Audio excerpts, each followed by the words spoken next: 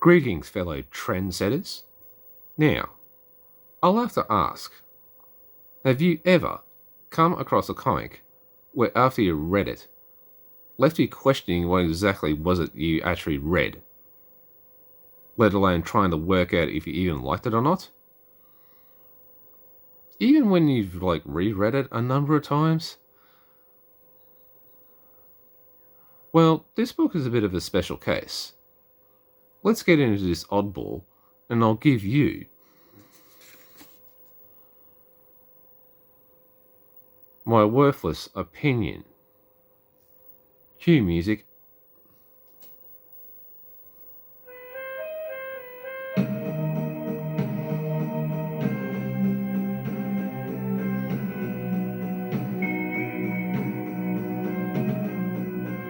Stop.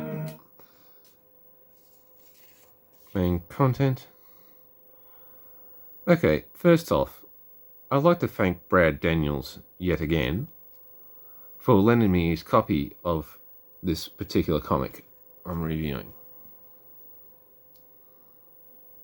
Honorbound. And I completely actually missed this book. It was released back in 2019. I mean, I'm actually connected with this guy on Instagram, right? Ollie Ward. But his post never showed up on my feed. So, damn the algorithm, I say. So anyway, this series actually has 5 issues so far, and it has been collected into a trade. Well, Ollie Ward was actually kind enough to send me the PDF version of the graphic novel, and rightfully so. Because the further this goes, the better and crazier it actually gets. So first things first, we'll just go to the art.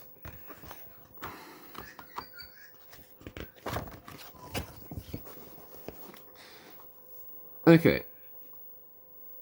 The art, I admit, I was actually put off at the art at the start. Just because it was cartoony, a bit too bright for my liking, and amateurish. I would have preferred a more actual dark and gritty, like a European comic book art style for this, at the start, especially with the blood and violence. But then when the story actually changes, going comedic, I just kind of clicked and realized maybe the cartoon style actually probably does suit the book after all. And again, this is actually the first issue, okay? Because the issues after this, the art actually does improve and tighten up. I mean, after all, I too, and many other comic creators, when they first start on their first series or on their books, the start, the art kind of sucks, okay? I too am guilty of this, because take a look at the first chapter of my previous series, Zenyaku. Oh, Christ. I hate it. I hate that goddamn art on that friggin' comic. Thankfully, I actually improved heaps after that, and the same goes for this. So, the story for this? Well, okay, here's an oddball. At first you think it's a serious dark story set in medieval times. Then you see some science fiction pieces kind of thrown into it. Then when you get to one of the other main characters of the series, it becomes like a comedy. And then near the end it gets serious again. So, am I saying, is this actually unbalanced? Well, no, I wouldn't say so. More just kind of unexpected. And you know what? It actually works here. So, the execution for this whole thing? Well, don't let the art kind of like fool you.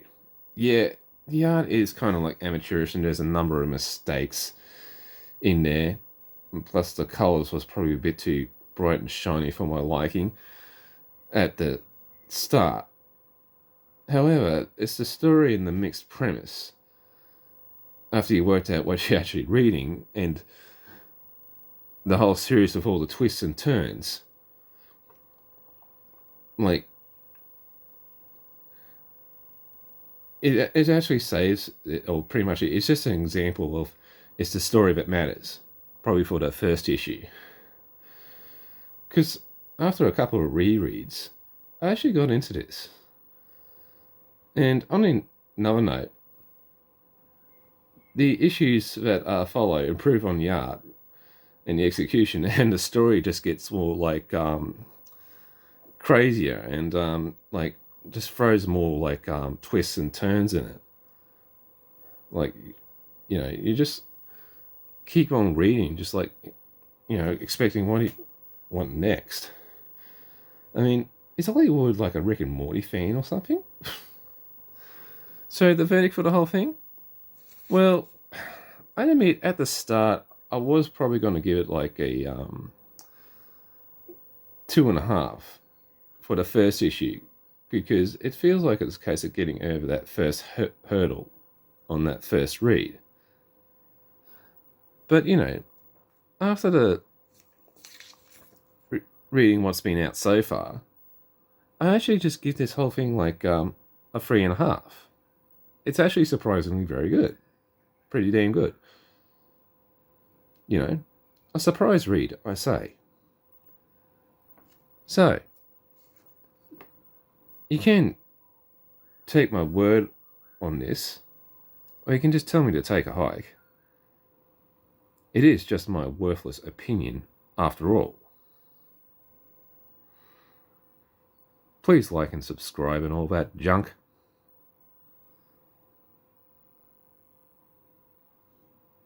And